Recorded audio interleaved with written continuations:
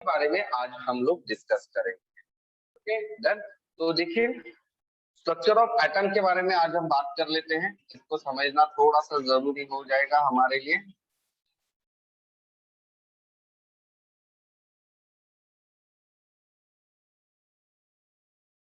ठीक है, तो ध्यान दीजिए, स्ट्रक्चर ऑफ एटम जो आप लोगों ने 10वीं तक पढ़ा था, उसमें आप लोगों ने क्या पढ़ा कि एटम के स्ट्रक्चर में एक सेंट्रल में एक चीज होती है जिसको हम क्या कहते हैं, न्यूक्लियस कहते हैं। बराबर है। न्यूक्लियस के अंदर में आप लोग के क्या प्रेजेंट होते हैं, प्रोटॉन न्यूट्रॉन प्रोटॉन्स और न्यूट्रॉन्स प्रेजेंट होते हैं। बराबर है। अच्छा, ये जो प्रोटॉन्स और न्यूट्रॉन्स जो होते हैं ये क्या होते हैं,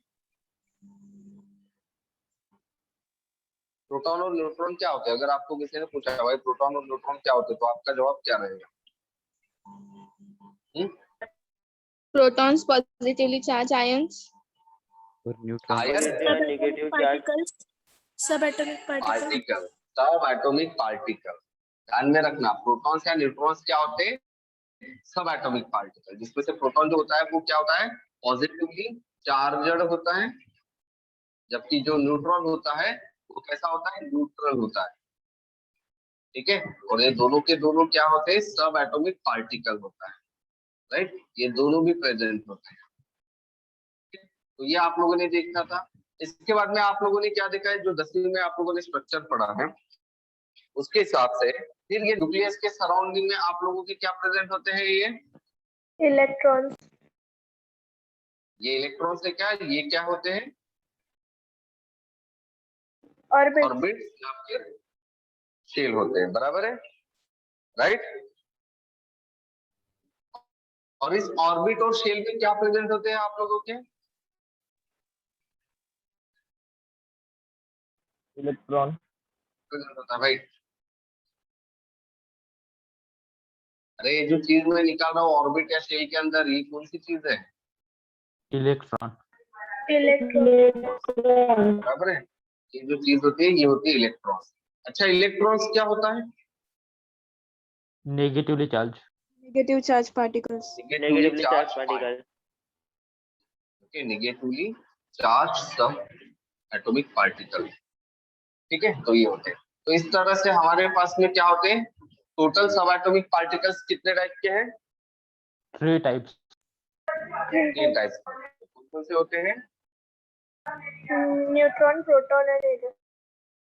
वेरी गुड। ठीक है, अब सवाल ये उठता है कि भाई ये जो स्ट्रक्चर ऑफ एटम आप लोगों ने पढ़ा है कि एटम ये ऐसा होता है, ये आपको एक्चुअली बताया किसने, ये जो मॉडल है ये किसने बताया? तो एक साइंटिस्ट ने बताया था जिसका नाम था बोर्स। ये बोर्स का मॉडल है, बोर्स एटॉमिक मॉडल है जो आप लोग पढ़ते हो। ठीक है, या फिर इसको आप रुदरफोर्ड मॉडल भी बोल सकते हो, बट रुदरफोर्ड के मॉडल को थोड़ा सा मॉडिफाई करके बोर ने इसको एक्सप्लेन किया था, तो that's why we called it as a Bohr's atomic model. Clear है?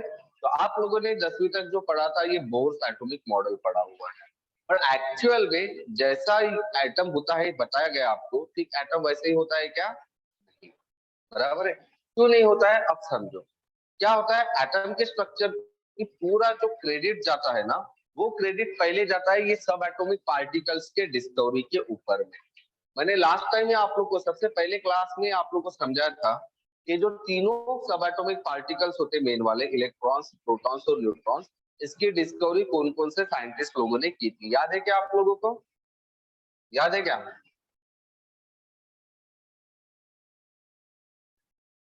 अरे याद है क्या, नहीं याद है, बताइए। Yes, sir. Yes, sir. बताइए कौन कौन से होते हैं फिर। सबसे पहले इलेक्ट्रॉन किसने ढूंढ के निकाला था? Thomson. Thomson. Very good, Thomson ने ढूंढ के निकाला। उसके बाद में प्रोटॉन किसने ढूंढ के निकाला था? रुदरफोर्ड के नाम दिए, रुदरफोर्ड एक साइंटिस्ट का नाम बताया था, कौन सा? गोल्डस्टीन। गोल्डस्मिथ। बराबर है। और मैंने दोनों साइंटिस्ट के नाम में मतलब क्यों दोनों के नाम गए हैं ये भी समझाया था। बराबर है, कि एक जो साइंटिस्ट था उसने उसको डिस्कवर किया था, जबकि दूसरे ने उसको आइडेंटिफाई और नाम दे दिया था। न्यूट्रॉन किसने ढूंढ के निकाला था? चैडविक। चैडविक। James Chadwick. बराबर है। तो ये 3 लोग के साइंटिस्ट थे। अब ध्यान दीजिए सबसे इंपॉर्टेंट चीज कि भाई ये इलेक्ट्रॉन्स, प्रोटॉन्स और न्यूट्रॉन्स कैसे ढूंढेंगे, इसके लिए कोई ना कोई तो एक्सपेरिमेंट किए गए होंगे, बराबर है। कंसीडर कीजिए कि मैं आप लोगों को अगर ये बोलूं कि भाई मुझे खजाना ढूंढना है, खजाना ढूंढना है, ओके, तो आप कैसे ढूंढेंगे खजाना मेरे लिए? अगर भाई खजाना ढूंढना है तो आप लोग क्या सजेस्ट करोगे मुझे कि मुझे खजाना कहाँ ढूंढना चाहिए, बताइए। ओशन के अंदर। इसके अंदर, ओशन के अंदर, वेरी गुड। और जमीन के अंदर गड़ा हुआ रहता है, और किसी पुरानी हवेली के अंदर जो भुतिया टाइप की होती है उसके अंदर, बराबर है।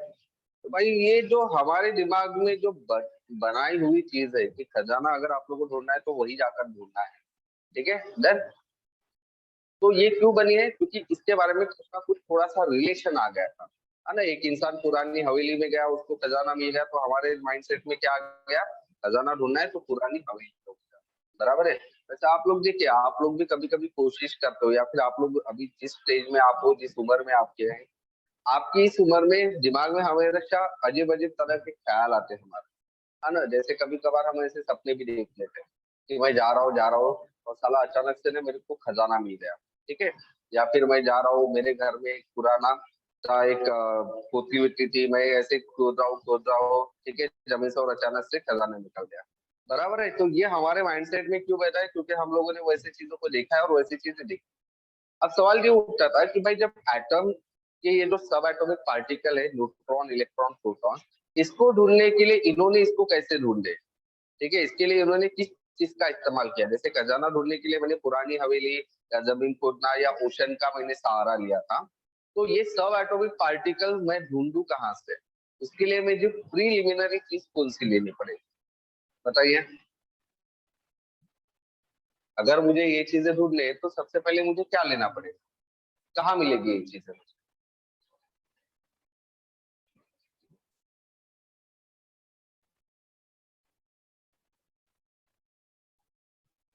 भाई इलेक्ट्रॉन, प्रोटॉन, न्यूट्रॉन कहाँ मिल सकते हैं मुझे, बताइए। एटम में। एटम में, वेरी गुड, ठीक है, एटम में मिल सकते हैं। अच्छा, एटम मुझे कहाँ मिलेगा? कौन से भी एटम मुझे कहाँ मिल सकते हैं भाई? एलिमेंट्स। कोई और भी एलिमेंट्स मेटल। के लिए आप लोगों को कुछ ना कुछ कंपाउंड्स वगैरह लेना पड़ेगा, ठीक है। तो चलो मैं मान के ले लेता हूँ कि मैंने एक एलिमेंट का शेप ले लिया, ठीक है, जैसे गोल्ड, सिल्वर, ओके, कोई भी एलिमेंट है, इसके मैंने क्या ले लिया, एक शेप ले, ओके डन। एक पतला ले लिया, गोल्ड का है। अब इसमें से मुझे क्या करना है, पहले इस एटम को ढूंढना है, और फिर एटम में से मुझे इलेक्ट्रॉन, प्रोटॉन को ढूंढना है। अब सवाल ये उठता है कि भाई ढूंढू कैसे इसमें से मैं? मतलब अगर जैसे देखिए, अगर आप लोगों को एक आधे पर्टिकुलरली फ्रूट में से जूस निकालना है, तो आप क्या करोगे, क्या करोगे उसको?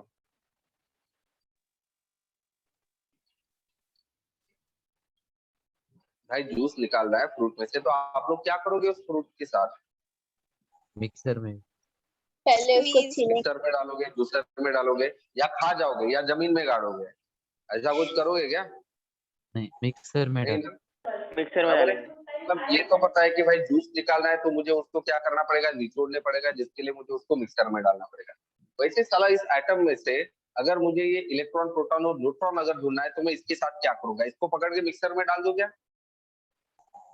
No, sir. इलेक्ट्रॉन माइक्रोस्कोप में।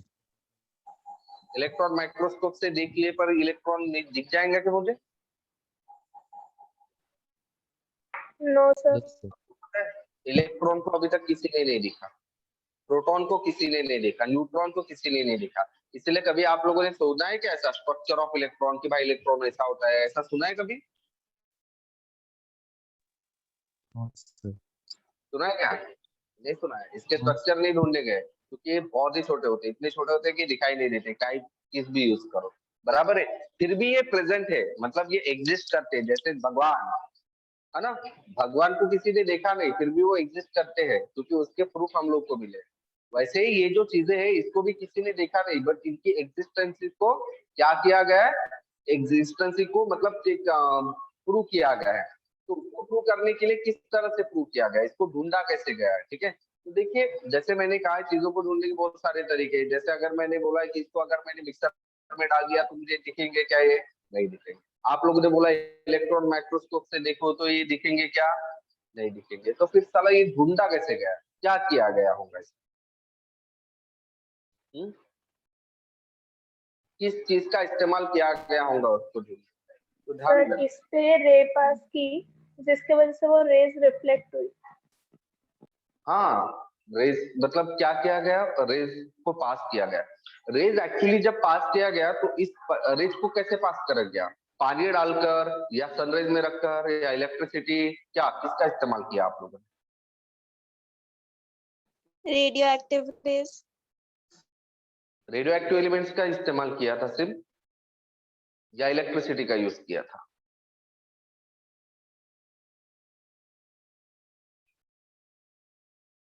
भाई किसी चीज को ढूंढने के लिए किसी चीज का इस्तेमाल करना पड़ेगा ना, तो ध्यान में रखना। ये जो सारी चीजें ढूंढा गया था, इन सारी चीजों को ढूंढने के लिए किस चीज का इस्तेमाल किया गया था, इलेक्ट्रिसिटी का इस्तेमाल किया। लेकिन सवाल ये उठता है कि साइंटिस्ट लोगों को कैसे पता चला कि भाई अगर मुझे एटम के अंदर कुछ ढूंढना है तो मुझे इलेक्ट्रिसिटी का ही यूज करना पड़ेगा, ठीक है। Why can not I use the petrol, why can not I use directly the electron microscope, और why can I use the mixture electricity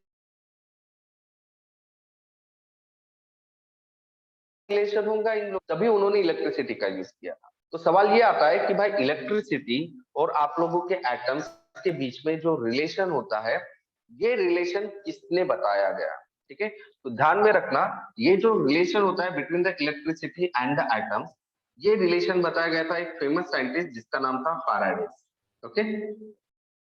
then तो फैराडे वो ये पर्टिकुलरली ऐसा साइंटिस्ट था जिसने सबसे पहले ये एक्सप्लेन किया था कि एटम और इलेक्ट्रिसिटी के बीच में रिलेशन है। फिर जैसे ही ये रिलेशन आ गया तो सब साइंटिस्ट लोगों ने क्या कर लिया, फिर एटम के ऊपर में एक्सपेरिमेंट करना स्टार्ट कर दिया। और ये सारे एक्सपेरिमेंट में उन्होंने किस चीज का इस्तेमाल किया, इलेक्ट्रिसिटी का इस्तेमाल किया। और इसी इलेक्ट्रिसिटी का इस्तेमाल करके फिर आप लोगों के इलेक्ट्रॉन्स ढूंढे गए, पहले फिर प्रोटॉन्स ढूंढे गए, और फिर सबसे लास्ट में कौन ढूंढा गया, न्यूट्रॉन ढूंढा गया। समझ में आ रहा है आपको, समझ में आ रहा है यस क्या, सर। बराबर है। अब सवाल ये उठता है कि भाई इलेक्ट्रिसिटी के इस्तेमाल फायदे में क्यों रहे, तो फायदे में इसलिए रहे क्योंकि आप लोगों को पता है, क्या पता है कि भाई ये सब चार्ज पार्टिकल होता है, इलेक्ट्रॉन एंड प्रोटॉन्स, बराबर है, ये आप लोग को पता है। और इलेक्ट्रिसिटी में भी चार्जेस इन्वॉल्व होते हैं या नहीं होते हैं, यस सर। होते। एक्टली बराबर है। इसीलिए इलेक्ट्रिसिटी का जब इस्तेमाल कर दिया किया गया, तब जाकर इलेक्ट्रॉन और प्रोटॉन के बारे में जानकारी हम लोग को मिल पाई। और ध्यान में रखिएगा, आप लोगों को ये भी पता है कि प्रोटॉन्स और इलेक्ट्रॉन्स ये चार्ज पार्टिकल होते हैं, और ये चार्ज पार्टिकल होने के साथ साथ इनका मास भी होता है। तो इसके मास को कैसे डिटरमाइन किया, ठीक है, इसके चार्ज को कैसे डिटरमाइन किया गया, तो उसके लिए अलग अलग एक्सपेरिमेंट किए गए, ठीक है। जैसे चार्ज को डिटरमाइन करने के लिए एक ऑयल ड्रॉप एक्सपेरिमेंट नाम का एक्सपेरिमेंट था, उसको उन्होंने किया। फिर चार्ज के बाद में आप लोगों का जो मास होता है, तो मास के लिए उन्होंने चार्ज टू मास रेशो को निकाला, ठीक है। तो ये डिफरेंट डिफरेंट उन्होंने क्या किए, एक्सपेरिमेंट परफॉर्म किए। और वो एक्सपेरिमेंट सारे परफॉर्म करने के बाद में फिर उन्होंने इलेक्ट्रॉन्स और प्रोटॉन्स के चार्जेस भी ढूंढ के निकाले, ठीक है। अब मुझे सबसे पहला सवाल मेरा, देखिए दो चीजें आप लोग को अच्छे से पता है, एटॉमिक नंबर और एटॉमिक मास, ओके। मुझे बताओ आपको क्या लगता है सबसे पहले किसके बारे में जानकारी ली गई, एटॉमिक नंबर के बारे में या एटॉमिक मास के बारे में, एटॉमिक क्या लगता है मास। आपको? Atomic mass. एटॉमिक मास, बराबर है, डन। अब क्या हो गया, एटॉमिक मास के बारे में सबसे पहले पहले से लोगों को पता था एटॉमिक मास, क्योंकि आप लोगों को पता है सबसे पहले जब पीरियोडिक टेबल बनाए गए थे आइंस्टाइन टाइप के, तो सारे के सारे एटॉमिक मासेस पर डिपेंड किए जा रहे हैं। लेकिन जब इलेक्ट्रॉन और प्रोटॉन ढूंढा गया और जब इन लोग के मास निकाले गए, तो इन लोगों का मास और आप लोग के एटॉमिक मास मैच नहीं हो पा रहे थे बहुत सारे टाइम, बराबर है। देन तो मैच नहीं हो पा रहे, तो फिर साइंटिस्ट लोग के दिमाग में क्या क्लिक होने को ना, जैसे फॉर एग्जांपल कि भाई मेरे पास एक एटम है और उसमें नंबर ऑफ प्रोटॉन्स जो है वो 11 है, और हर एक प्रोटॉन का मास अगर मैंने एक 11 ही एक ही ले लिया तो टोटल मास इसका 11 ही होगा। बट एक्चुअल में ये जो पर्टिकुलरली एटम था, इसका एक्चुअल में मास 22 था। तो यहाँ डिफरेंस आ गया ना बहुत सारा, हाँ क्या नहीं, ठीक है। Yes. तो फिर साइंटिस्ट लोग के दिमाग में क्या आ गया होगा कि भाई प्रोटॉन और इलेक्ट्रॉन के अलावा भी क्या होना चाहिए, एक और और पार्टिकल कोई जिसके ऊपर ये एटॉमिक मास डिपेंड होता होगा, बराबर है। और फिर तब साइंटिस्ट लोगों ने और एक्सपेरिमेंट किए और तब जाकर किसको ढूंढा गया, न्यूट्रॉन्स न्यूट्रॉन न्यूट्रॉन्स को। न्यूट्रॉन्स की डिस्कवरी बहुत ज्यादा लेट हुई, पता है, बहुत ज्यादा लेट क्यों हुई होंगी, आप लोग के दिमाग में आ रहा है क्या? because it is neutral. क्योंकि उस पे कोई चार्ज नहीं है। Exactly, क्योंकि वो न्यूट्रल पार्टिकल था। ध्यान में रखिए, प्रोटॉन्स और इलेक्ट्रॉन्स को ढूंढने के लिए हमने किसका इस्तेमाल किया था, इलेक्ट्रिसिटी इलेक्ट्रिसिटी। और प्रोटॉन्स और इलेक्ट्रॉन्स को आसानी से ढूंढा गया, क्यों, क्योंकि वो कैसे पार्टिकल थे, Positively and positive and negatively Charge. Charge. बराबर है, इसीलिए उसको ढूंढना आसान हो गया।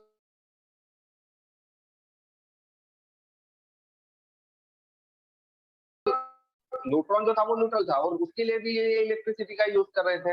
अब वो था न्यूट्रल पार्टिकल, तो इलेक्ट्रिसिटी जो कि खुद उसके अंदर चार्जेस होते, तो चार्ज पार्टिकल्स कभी न्यूट्रल पार्टिकल को डिटरमाइन कर पाएंगे क्या, नो सर। इसी वजह से न्यूट्रॉन की जो डिस्कवरी हुई थी वो बहुत लास्ट हुई थी, बराबर है। तो ये एक डिस्कवरी के बारे में मैंने शॉर्ट सा डिस्क्रिप्शन दिया। देखिए मैंने एक्सपेरिमेंट को अभी तक एक्सप्लेन नहीं किया, हम आगे डिटेल में पढ़ेंगे। अब ध्यान दीजिए, एटम का फिर स्ट्रक्चर कैसे बनाया जाए। जब ये सारे पार्टिकल ढूंढे गए तो एटम के स्ट्रक्चर बनाए गए, काफी सारे एक्सपेरिमेंट्स थे। ओके, तो सबसे पहले एटॉमिक, आप लोगों ने जब भी आप एटम निकालते हो तो उसका शेप कैसे निकालते हो आप लोग, circular. गोल गोल स्फीयर शेप ही निकालते हो, ठीक है। तो एटम ये स्फीयर शेप का होता है। ये सबसे पहले हम लोग को सबसे पहले वो जो मॉडल था एटम का, ठीक है, डन।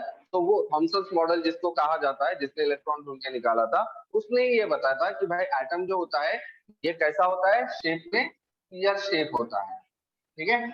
और उसने क्या बताया था कि इस एटम में इलेक्ट्रॉन्स और प्रोटॉन्स जो होते हैं, क्योंकि तब तक न्यूट्रॉन्स का तो कोई एग्जिस्टेंस था नहीं, ठीक है। तो उसने ये बताया कि इसमें जो प्रोटॉन्स और इलेक्ट्रॉन्स रहते हैं वो कैसे रहते हैं। इसने ये बोला कि जो प्रोटॉन्स होते हैं वो पॉजिटिवली चार्ज, ये पूरे एटम में ऐसा भरा पड़ा रहता है, ठीक है, डन। और इलेक्ट्रॉन जो होते हैं इसके अंदर एम्बेडेड होते हैं, एम्बेडेड इस तरह का एटम होता है। ये सबसे पहले थॉमसन ने बताया था, ठीक है। सबसे पहले एटम का मॉडल ऐसा था, मतलब तरबूज की तरह। इसको वाटरमेलन मॉडल भी कहा जाता है, क्योंकि तरबूज में अगर आप लोगों ने देखा होगा तो उसका जो पल्प होता है रेड कलर का, वो पूरे तरबूज में फैला हुआ रहता है, सही है। Yes sir. तो ये रेड कलर का पल्प, मतलब उसने क्या बोला था कि ये सब के सब प्रोटॉन है, मतलब प्रोटॉन पूरे एटम में फैले हुए हैं, ये उसने बताया। और फिर जो तरबूज के अंदर जो बीज होती है उसकी, ठीक है, जो बीन होते हैं वो उसमें एम्बेडेड होती है, बराबर है। Yes sir. हाँ, तो वो इलेक्ट्रॉन्स थे, ये उसने बताया था। तो इसीलिए उस मॉडल को वाटरमेलन मॉडल कहा जाता है। बट ये जो मॉडल था, ये एटम ऐसा होता है क्या, हमको पता है ये ऐसा होता है क्या, नो सर। नहीं होता है। और ये हमको किसकी वजह से पता चला, ये हम लोग को पता चला किसके एक्सपेरिमेंट की वजह से, रदरफोर्ड। रदरफोर्ड। अब आपको पता है ना, रदरफोर्ड एक्सपेरिमेंट आप लोगों ने 10th स्टैंडर्ड में पढ़े होंगे, पढ़ा था, आया यस ना। सर। ओके, तो क्या किया था उसने, रदरफोर्ड ने अल्फा पार्टिकल्स को पास किया था एटम में, अल्फा पार्टिकल्स। अब अल्फा पार्टिकल्स क्या होते हैं, ये भी पार्टिकल्स है, जैसे ये भी पार्टिकल्स थे, इलेक्ट्रॉन न्यूट्रॉन, ये भी एक तरह से पार्टिकल्स होते हैं। जैसे इलेक्ट्रॉन्स के ऊपर नेगेटिव चार्ज होता है, प्रोटॉन्स के ऊपर पॉजिटिव चार्ज होता है, वैसे अल्फा पार्टिकल्स के ऊपर दो पॉजिटिव चार्ज होते हैं। समझ में आ रहा है, अल्फा पार्टिकल्स के ऊपर क्या होते हैं, दो पॉजिटिव चार्ज। मतलब अल्फा पार्टिकल से कौन से पार्टिकल होते हैं, पॉजिटिवली चार्ज पार्टिकल। तो उसने क्या किया, ये पॉजिटिवली चार्ज पार्टिकल को एटम में से पास किया। अब मुझे बताओ, जो थॉमसन ने बताया था, थॉमसन ने क्या बताया था कि जो प्रोटॉन होता है वो पूरे एटम में फैला हुआ रहता है, बराबर इस तरह से, राइट। Yes sir. हाँ, और फिर जब मैं अल्फा पार्टिकल, अब प्रोटॉन के ऊपर कौन सा चार्ज होता है पता है ना, what is the charge of proton, positive charge. और अल्फा पार्टिकल के ऊपर भी कौन सा चार्ज है, पॉजिटिव। Positive charge. तो भाई पॉजिटिव पॉजिटिव चार्ज क्या होने चाहिए? Repel each other. रिपेल करने को ना, मतलब जो सारे के सारे में अल्फा पार्टिकल के रेज पास कर रहा हूँ, ये क्या होने चाहिए थे? डिफ्लेक्ट होने Repel. चाहिए थे, बराबर है? Yes. डिफ्लेक्ट होने चाहिए थे या सीधे निकल जाने चाहिए थे? रिफ्लेक्ट होने चाहिए था। रिफ्लेक्ट होने चाहिए थे। बट रुदरफोर्ड ने क्या ऑब्जर्व किया कि काफी सारे जो पार्टिकल थे अल्फा पार्टिकल्स, वो क्या हो गए? वो सीधे निकल गए एटम से।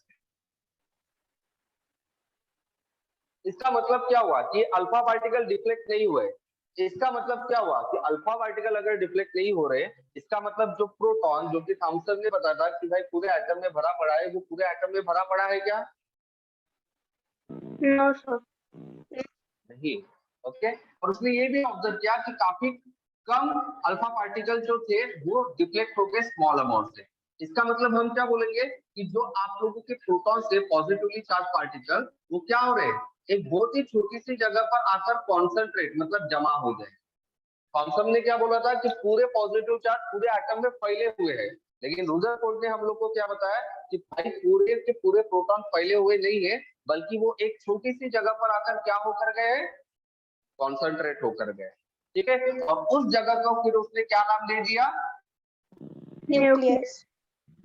न्यूक्लियर। तो फिर रुदरफोर्ड ने हमको बताया कि प्रोटॉन कहाँ प्रेजेंट होते हैं? Centre of In the the atom. nucleus. In the centre of the atom, जिसको उसने कहा था न्यूक्लियस, बराबर है? सेंटर ऑफ द एटम में प्रेजेंट होता है, जिसको उसने क्या कर दिया? न्यूक्लियस। तो प्रोटॉन ही न्यूक्लियस के अंदर होता है, ये हमको रुदरफोर्ड ने बताया। और फिर रुदरफोर्ड ने हमको ये बताया था कि भाई कि ये आप लोग के जो इलेक्ट्रॉन्स होते हैं, वो फिर इस न्यूक्लियस के सराउंडिंग में एक कॉन्सेंट्रिक पाथ मतलब ऐसे राउंड राउंड शेप के छोटे छोटे पाथ होते हैं। कॉन्सेंट्रिक का मतलब पता है क्या आपको? Concentric Same center. Considering the same centre, एक सेंटर के सराउंडिंग में जो चीजें होती है उसको हम कॉन्सेंट्रिक पाथ कहते हैं। ठीक है। तो ये कॉन्सेंट्रिक पाथ भी होते हैं, जिसको ऑर्बिट कहा जाता है, ये भी हमको रुदरफोर्ड ने बताया।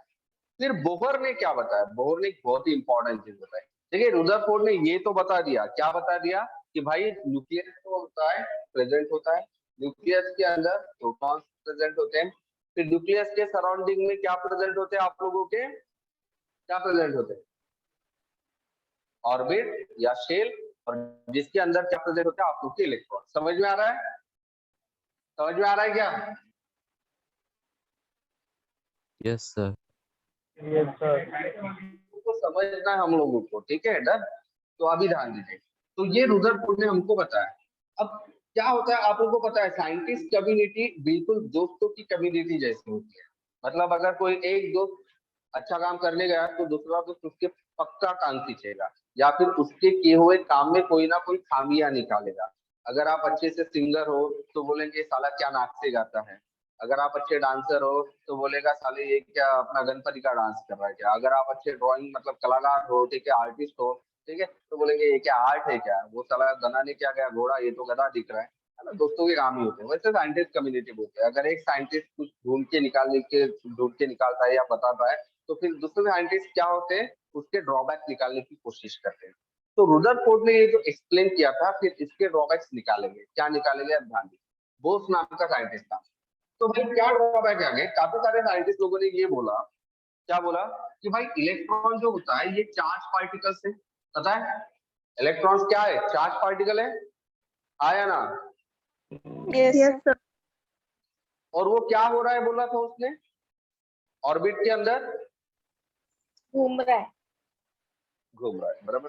कंसीडर करो मैं अभी चार्ज हूँ, फुल्ली चार्ज हूँ, मैं खाना खा कर आया हूँ, ठीक है, और मैं अभी भाग रहा हूँ, गोल गोल गोल गोल भाग रहा हूँ। तो आपको क्या लगता है मैं पूरे लाइफ टाइम तक ऐसे ही भागते रहूंगा? नो नहीं. सर। नहीं। क्या हो जाएंगे? मेरी एनर्जी जो रहेंगी वो कम हो जाएगी. कम हो जाएगी. कम हो जाएगी। खत्म हो और फिर एक स्थिति ऐसी आएगी कि जब मैं क्या हो जाऊंगा? गिर जाऊंगा। सही है? Yes sir. Yes sir. और चीज, जब मैं बड़ा राउंड, जब मेरे पास एनर्जी थी तो मैं बड़ा राउंड घूम रहा था, लेकिन जैसे जैसे मेरी एनर्जी कम हो जाएंगी तो मेरा राउंड क्या होते जाएगा? छोटा. कम होता छोटा जाएगा। होते जाएगा। छोटा। अब इलेक्ट्रॉन के साथ भी ऐसा नहीं होगा क्या, क्योंकि इलेक्ट्रॉन भी तो चार्ज पार्टिकल है, और ये अगर घूम रहा है तो इसका भी क्या होगा, स्लोली स्लोली इसका भी पाथ कम हो जाएगा, और फाइनली आकर ये क्या करेगा, बीच में आकर गिर जाएगा। आया ना? Yes, sir. तो फिर आप लोगों का जो स्ट्रक्चर आपने बताया, ये स्ट्रक्चर स्टेबल हो सकता है क्या? No. नहीं। कोलैप्स हो जाएगा ना स्ट्रक्चर। लेकिन एटम तो कोलैप्स नहीं होता है, ये तो हमको पता है। लेकिन जो मॉडल या जो एक्सप्लेनेशन रुदरफोर्ड ने बताया था, उसके हिसाब से तो एटम क्या होना चाहिए, कोलैप्स होना चाहिए था। बराबर है? समझ में आ रहा है? Yes, sir. हाँ, इसका Yes, sir. मतलब क्या है कि भाई इलेक्ट्रॉन को अगर कंटिन्यू घूमना है, अगर जैसे मुझे कंटिन्यू अगर घूमते रहना है, तो मुझे कांस्टेंट सप्लाई ऑफ चार्ज चाहिए, एनर्जी चाहिए। बराबर है ना? अगर मुझे पूरे लाइफ टाइम तक घूमना पड़ेगा मुझे, तो मुझे लाइफ टाइम तक एनर्जी प्रोवाइड करना पड़ेगा ना।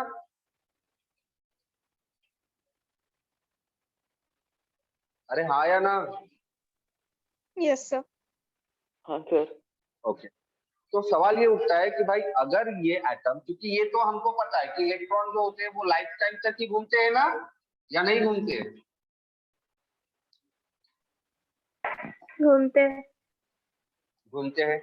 इसका मतलब इसको एनर्जी पूरे लाइफ टाइम तक प्रोवाइड होती रहेगी। तो भाई ये एनर्जी मिल कहाँ से रही, बताओ? न्यूक्लियस। न्यूक्लियस से। Very good. क्यों? क्योंकि न्यूक्लियस के अंदर क्या होते हैं, protons and neutron positively charge है। प्रोटॉन। प्रोटॉन्स के ऊपर कौन सा चार्ज होता है, पॉजिटिव। और इलेक्ट्रॉन्स के ऊपर कौन सा चार्ज होता है, नेगेटिव। नेगेटिव। तो भाई ये पॉजिटिव और नेगेटिव चार्ज के बीच में क्या होता है, एक force of attraction. Attraction. Attraction होता है। बराबर है? और ये फोर्स ऑफ अट्रैक्शन की वजह से वहां पर एक सेंट्रीफ्यूगल फोर्स तैयार हो जाता है, जो उसको कॉन्स्टेंटली घुमाते रहता है। समझ में आ रहा है अभी आपको? Yes sir. हाँ, तो इसीलिए ये मॉडल को हम रुदरफोर्ड मॉडल न बोलकर इसको बोर्स मॉडल कहते हैं, क्योंकि बोर्स ने ये चीज समझाए थे कि भाई इलेक्ट्रॉन कंटिन्यूअसली क्यों घूमते रहे। समझ में आ रहा है? तो ये वाला जो मॉडल था, ये आप लोगों ने पढ़ा था 10वीं तक, और ये मॉडल सही भी है, बट कंप्लीटली सही नहीं है। ये मॉडल आप लोग 10वीं तक ही था, और 10वीं में भूल जाओ, क्योंकि अभी जो एटम का मॉडल हम लोग पढ़ रहे हैं, वो मॉडल बेस होता है क्वांटम थ्योरी पर, और उसको हम कहते हैं क्वांटम मैकेनिक मॉडल। ठीक है? तो क्वांटम मैकेनिक मॉडल के हिसाब से आप लोगों का जो एटम होता है वो कंप्लीटली डिफरेंट होता है, जैसे कि आप लोगों को बताया गया था, उससे भी कंप्लीटली डिफरेंट होता है। ठीक है? अब भाई क्वांटम मैकेनिक मॉडल जो होता है वो क्वांटम थ्योरी पर डिपेंड करता है। क्वांटम थ्योरी आप लोगों ने नाम सुना है क्या कभी? Yes, sir. ओके। अब जिन लोगों ने एंटमैन की मूवीज देखी होंगे, या फिर जिन लोगों ने एवेंजर्स एंड गेम देखा होगा, उन्होंने क्वांटम थ्योरी या क्वांटम रियलिटी ये वर्ड सुने होंगे। बराबर है? हाँ सर। राइट? देखिए मूवीज में ना बहुत सारी चीजें समझने लायक होती है। ठीक है? तो मूवीज देखा करो, मैं बिल्कुल नहीं बोलूंगा कि मूवीज मत देखा करो, लेकिन जो समझने वाली मूवीज है वो वाली देखा करो। ये लव स्टोरीज वाली मूवी देखकर कोई मतलब नहीं, वो तो बेसलेस मूवीज होती है। बट इस तरह की जो सुपर हीरोज वाली मूवीज होती है ना, उसको देखना बहुत जरूरी है, बहुत ही साइंटिफिक एक्सप्लेनेशन वहां पर होता है। तो क्वांटम मैकेनिक मॉडल क्या कहते हैं, अब ध्यान दीजिए। जैसे मैंने आपको लास्ट टाइम भी कहा था, क्या कहा था, कि इलेक्ट्रॉन इतना छोटा होता है कि उसकी जगह फिक्स कर सकते हो क्या आप लोग? No sir. No, No, sir. sir. नहीं कर। बराबर है? और according to the Bohr's model, यहाँ पर उन्होंने क्या कर दिया था, इलेक्ट्रॉन की जगह को, फिक्स कर लिया। जो कि प्रैक्टिकली पॉसिबल नहीं है। नहीं है। इसी वजह से आप लोगों को बाद में क्या कंसेप्ट आया कि भाई ऑर्बिट जो होता है वो किस में डिवाइड होता है, Suborbits. सब ऑर्बिट में। और फिर सब ऑर्बिट किस में डिवाइड होता है, ऑर्बिटल। Orbitals. ऑर्बिट।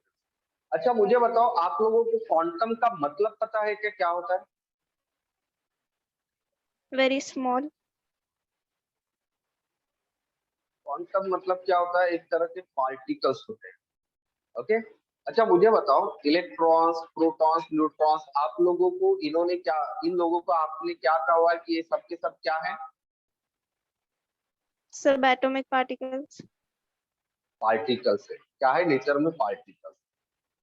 मुझे बताओ, हम लोग, जो मैं आप लोग को दिख रहा हूँ या फिर आप लोग नेचर में क्या हो? पार्टिकल हो या नहीं हो? हम लोग पार्टिकल ही है ना? Yes, sir. Yes, sir. Exactly, we are particle. अच्छा मुझे बताओ, सन रेज, सन से जो निकलने वाली रेज होती है वो नेचर में क्या होती है? पार्टिकल होती है या वेव होती है? सन रेज जो होती है वो पार्टिकल होती है या वेव होती है? नेचर में पार्टिकल Wave. होती है या वेव? वेव होती है, बराबर है। जैसे समुद्र की जो लहरें होती है वो भी वेव नेचर होती है, ठीक है। अब मुझे बताओ, मतलब आप लोग ये बोलोगे कि कुछ चीजें जो होती है नेचर में वेव होती है, कुछ नेचर जो होती है कुछ जो होती है चीजें वो नेचर में पार्टिकल। अब मुझे बताओ, ये जो सनरेज है ये नेचर में पार्टिकल हो सकता है क्या? या फिर मैं जो एक पार्टिकल हूँ, मैं नेचर में वेव हो सकता हूँ?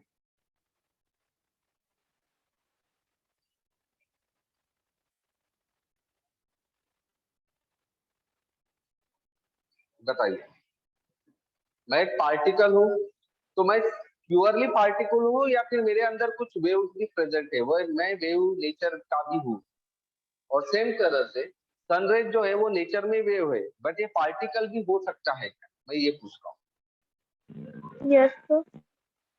एग्जैक्टली। ध्यान में रखना, हर एक पार्टिकल जो होता है वो नेचर में वेव हो सकता है, और हर एक जो पर्टिकुलरली वेव होता है वो नेचर में पार्टिकल हो सकता है। What it? सनरेज भी जो होती है, सनरेज, रेज मतलब हमारे दिमाग में आता है कि ये कंटिन्यूअसली आती होगी, बराबर है। पर ध्यान में रखना, कोई भी जो वेव होती है वो कंटिन्यूअसली ट्रैवल नहीं करती है, बल्कि वो छोटे छोटे पॉकेट्स में ट्रैवल होती है, छोटे छोटे पॉकेट्स। कंटिन्यूअसली कभी वो ट्रैवल नहीं करती है, बल्कि वो क्या करती है, बंदूक की गोली की तरह एक एक गोली छोड़ती है, थक जाओ, ठस जाओ, ठस जाओ, एक एक गोली। लेकिन ये जो एक एक गोली वो छोड़ता है वो इतने फास्ट रेट पर छोड़ता है कि आप लोगों को समझ में ही नहीं आएगा कि वो एक एक करके छोड़ रहा है, आपको लगेगा कि ये कंटिन्यूअसली छूट रही है। समझ में आ रहा है आपको? समझ Yes, में आ sir. रहा है क्या? Yes, sir. हाँ, तो इस तरह से Yes, sir. ध्यान में रखना कि ये जो सनरेज होती है ये कंटिन्यूअसली नहीं होती। कंटिन्यूअस वेव का नेचर कंटिन्यूअस होता है, बट ये वेव कंटिन्यूअस नहीं होते, ये डिसकंटिन्यूअस होते हैं in the form of small pockets, okay. और ये जो छोटे छोटे पार्टिकल्स होते हैं, पार्टिकल फॉर्म में होते हैं, और ये जो छोटे छोटे पार्टिकल होते हैं ना, इनकी एक अपनी एनर्जी होती है जिसको हम फोटोन कहते हैं। क्या कहते हैं उसको हम? फोटोन। समझ में आ रहा है? और क्वांटा का मतलब होता है पार्टिकल। तो इसका मतलब क्या होता है कि भाई हर एक जो वेव होती है वो नेचर में पार्टिकल भी होती है। समझ में आ रहा है? हर एक वेव जो होती है वो नेचर में कैसी होती है? Particles. पार्टिकल। और हर एक पार्टिकल जो होता है वो भी नेचर में Waves होते हैं. वेव होता है। अब मुझे बताओ, सन से जो निकलने वाली रेज होती है वो आप लोगों को दिखती है या नहीं दिखती है? दिखती है. दिखती है, ठीक है, क्योंकि वो, अच्छा ये पार्टिकल है या नहीं है वो भी बता दो। ये पार्टिकल है या नहीं है? है. अभी है. मैंने समझा। तो ये पार्टिकल है और इस पार्टिकल से निकलने वाली वेव्स आपको दिखाई दे रहे हैं। मैं भी एक पार्टिकल हूँ, तो मेरे अंदर से भी वेव निकल रही होंगी या नहीं निकल रही होंगी? निकल रही होगी. निकल रही होंगी, बट आपको दिखाई देती है क्या? No, sir. No. नहीं दिखाई देती। क्यों नहीं दिखाई देती है? क्योंकि भाई इस पार्टिकल का मास बहुत ज्यादा है और उस वाले पार्टिकल का मास बहुत कम है। तो कहीं ना कहीं मास और निकलने वाली रेज के इंटेंसिटी या फिर उसके वेवलेंथ के साथ प्रोपोर्शन करता होगा। तो प्रोपोर्शन क्या होता है? इनवर्सली, मतलब मास जितना ज्यादा होगा उससे निकलने वाली रेज का वेवलेंथ कैसा होगा? कम होगा। और कम मास होगा. जितना कम होगा उस पार्टिकल से निकलने वाली वेव्स का वेवलेंथ ज्यादा होगा, इसीलिए वो आप लोग को दिखाई देती है। और मेरे अंदर से भी जो वेव्स निकल रही है वो आप लोगों को नहीं दिखाई देती। समझ में आ रहा है? क्योंकि मेरा मास कैसा है? बहुत ज्यादा है. Charge. ज्यादा है। अब मुझे बताओ, इलेक्ट्रॉन का मास कैसा है? बहुत ज्यादा या बहुत कम? बहुत कम. बहुत कम। बहुत कम। और बहुत आपने उसको कम। पार्टिकल बोला है, तो एक ऐसा पार्टिकल जिसका मास बहुत कम है, तो इसका मतलब उसमें से निकलने वाली वेवलेंथ, रेज की वेवलेंथ, रेज निकल लेगा या नहीं निकालेगा? निकलेगी। इलेक्ट्रॉन में से रेज निकलेंगे या नहीं निकलेंगे?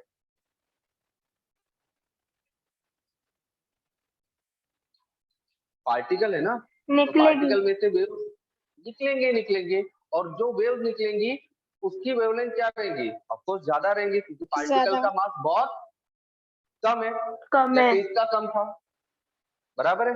तो सवाल ये उठता है कि भाई इलेक्ट्रॉन ये नेचर में पार्टिकल है या फिर वेव है? ठीक है, क्योंकि देखिए कुछ कुछ प्रॉपर्टीज जो थी ना इलेक्ट्रॉन की, वो तभी एक्सप्लेन कर सकते हैं जब उसको हम पार्टिकल के फॉर्म में ले लें, और कुछ कुछ प्रॉपर्टीज इलेक्ट्रॉन की हम तभी एक्सप्लेन कर सकते हैं जब हम उसका नेचर वेव लेंगे। तो सवाल आपके सामने ये है कि इलेक्ट्रॉन्स जो है ये नेचर में पार्टिकल है या वेव है?